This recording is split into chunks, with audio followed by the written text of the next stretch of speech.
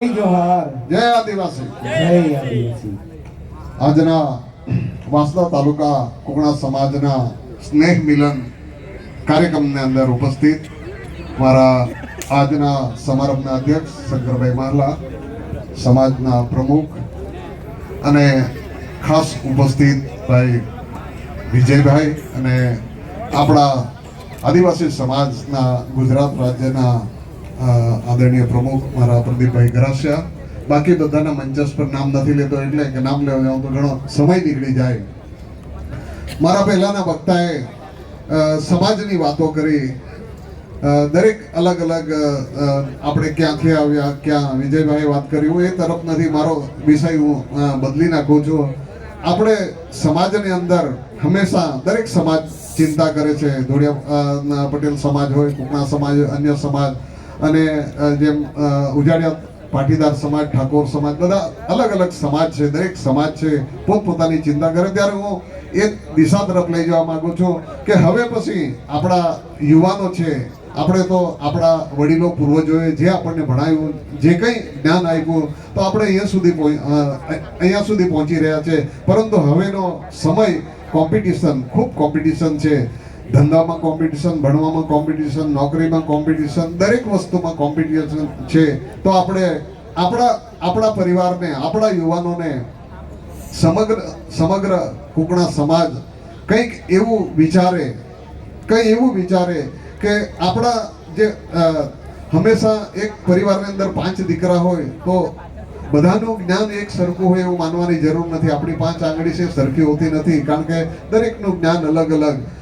એક 2 ભાઈ હોય અને 2 ભાઈના 2 દીકરા હોય તો બંનેનું જ્ઞાન સરખું છે એવું માનવાની જરૂર નથી. એ પહેલો નંબર લાવે તો મારો દીકરો બી લાવવો જ જોઈએ એવી અપેક્ષા નહીં, કારણ કે દરેકની જે મેમરી છે તે અલગ અલગ. એટલે કે કોઈ 5 વર્ષે પરિપક્વ થઈ જાય, કોઈ 7 વર્ષે, કોઈ 10 વર્ષે. ત્યારે આવતા દિવસોમાં આપણા યુવાનોને, આપણા બાળકોને યુપીએસસી અને જીપીએસસી દરેક ઓફિસમાં એક આપણો કર્મચારી રહે એવી વિચારણા કરવી પડે. અને તેના માટે સમાજે જે નવા યુવાનો છે, જે યંગ યુવાનો છે, એમને સારામાં સારું માર્ગદર્શન મળી રહે એવી વ્યવસ્થા કરવાની ખૂબ જરૂર. લાઇબ્રેરી તો અત્યારે સરકાર અને અમારા જેવા આગેવાનો બનાવી રહ્યા છે, પરંતુ જીપીએસસી અને યુપીએસસી માટે, કારણ કે class 1 IAS, IPS, IRS, IFS એવા અધિકારીઓ સમાજમાંથી બને તેની ચિંતા હવે કરવાની જરૂર છે. કારણ કે દરેક વસ્તુ, દરેક ધંધાની અંદર પણ કોમ્પિટિશન, હરીફાઈ.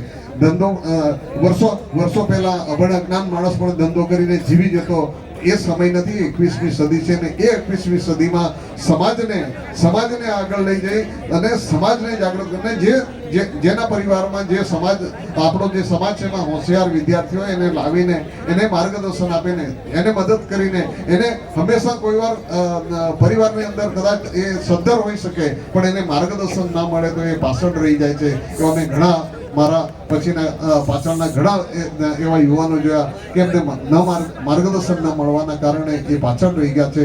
ત્યારે સમાજે એની ચિંતા કરવાની જરૂર છે. આવતા દિવસોમાં અત્યારે જ માદળ ઘોંઘડી ઘોડા નૃત્ય છે, એના પર એક વાત કરી દઉં. એકચ્યુઅલી આપણા પૂર્વજો, આપણા વડીલો છે ને, હોળીનો સમય આવે ત્યારે હોળીના હટવાડામાં નાચવા માટે લઈ જતા, નાચવા માટે ને ત્યાં નાચીને પૈસા પણ ઉઘરાવતા ને એનો એક આનંદ માણતા હતા. પણ એમાં આ ઘોંઘડી ઘોડામાં એક વધારો, કદાચ અમારા મંચ પર બેસેલા યા સામે બેસેલા પ્રેક્ષકો છે એમાંથી આપણા સમાજના વડીલો છે, એમાં એક 2.5 ફૂટનો એક પાંખો આવતો, પગ બાંધવામાં આવતો અને પગ બાંધીને 2.5 ફૂટ ઊંચું થઈને એ ઘોંઘડી ઘોડું નાચવામાં આવતું. એ પ્રકારનું હતું. ત્યારે હંમેશા સમાજ આજે ખૂબ મોટી સંખ્યામાં વાંસદા તાલુકાના દરેક કુળ તો આપણા કીધું મહારાષ્ટ્રમાંથી આવેલા, એમણે બધી વસ્તુ બતાવી છે. મૂળ તો આપણે મહારાષ્ટ્ર રાજ્ય એક હતું, એટલે મૂળ મહારાષ્ટ્ર, ગોવા જે પટ્ટો છે એ પટ્ટાની અંદર, મહારાષ્ટ્રની અંદર આપણા ગુજરાત કરતાં પણ કુકણા સમાજ મોટું છે. એ અમને પણ અનુભવ છે. ગોવાની અંદર પણ છે, પણ ભાષામાં થોડો ફરક છે, એના કારણે આપણને ખ્યાલ નથી આવતો. ત્યારે આ તબક્કે અમને અહીં બોલાવીને અમારું માન સન્માન કીધું તે બદલ સમાજનો કુકણા સમાજના બધા જ મોભીઓ અને મંચસ્થ મોભી સામે તમામ ઉપસ્થિત રહીને ખૂબ મોટી સંખ્યામાં અહીં ઉપસ્થિત રહ્યા તે બદલ આપ સૌનો બધાનો ખૂબ ખૂબ ધન્યવાદ. ભારત માતા કી જય. જય કુકણા સમાજ. ખૂબ ખૂબ આભાર. આદરણીય એવા જીતુભાઈ ચૌધરી સાહેબ શ્રી આપનું પ્રેરણાદાયી ઉદ્બોધન માટે